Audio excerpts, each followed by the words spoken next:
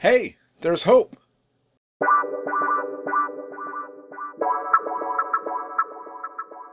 Hi everyone, my name is Chris and welcome to Tread Talks, where I walk on this treadmill to stay in shape while making videos for you fine people. I stepped into Wonder Woman the same way that many of you will, hoping that the character that we got a glimpse of in Batman v Superman could be fleshed out into someone whose journey we want to follow.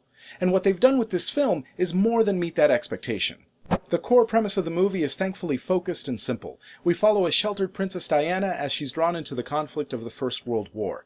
And through that premise, we see her journey in discovering who she is, what she's capable of, and ultimately what role she'll choose to play in the world. And right up front, I'll say that Gal Gadot is spot on as Wonder Woman. Whatever concerns we may have had from the limited performance we saw in Batman v Superman is quickly replaced by what we see here. There's emotional weight and range, there's believable conviction, and a general optimistic sincerity that's difficult to pull off, and yet she does so easily. And that's on top of doing an admirable job of selling the physicality of the character. She takes things that could come off as cheesy or silly, and for the most part, makes it convincing.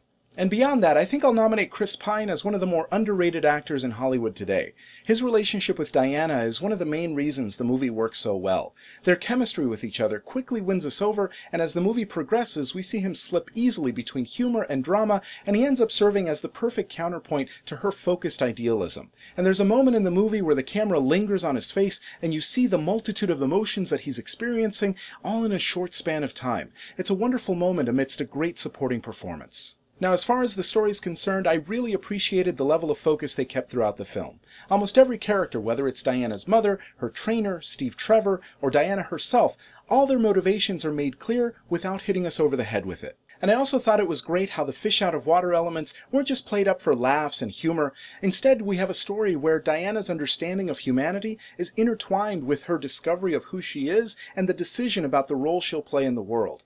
And so by the end, you have some themes that come to a satisfying conclusion because we've been able to track with it throughout the entire story. Now, to go along with that, I also found the tone and the mindset of the characters to be a refreshing departure from what seems to have been established in the DC Extended Universe so far.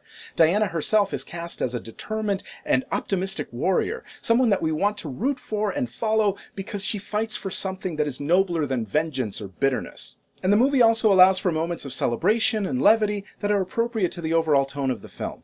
And thankfully, the climax of the movie succeeds not so much on the shoulders of computer-generated imagery, but because of the relationships and the drama that we've been following throughout. It was believable, and it manages to save the movie from what would have otherwise been an average superhero movie climax. Of course, there are a few missteps, but nothing that sullies the overall experience of the movie. The villains that you see throughout the film, for example, they're pretty one-dimensional and shallow. In fact, there's a scene where they're practically cackling to one another over the fiendishness of what they've just done. It's pretty difficult to take them seriously. You'll also see some moments that go a little bit too far into cheesiness territory, but the performances are sincere enough that I didn't mind. And there are a couple of moments in the action where slow motion was used a little bit too liberally for my taste, but I did appreciate the clarity and the impact that it added to most of those scenes.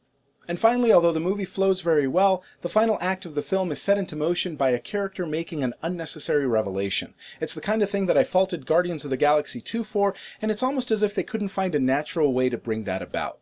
But in the end, all of this pales in comparison to how much the movie does right. This is a movie that should give some hope to the overall success of the DC Extended Universe. It's a strong and touching origin story that leaves you with a big ol' smile on your face. And that's why I give Wonder Woman 3.5 out of 5 stars.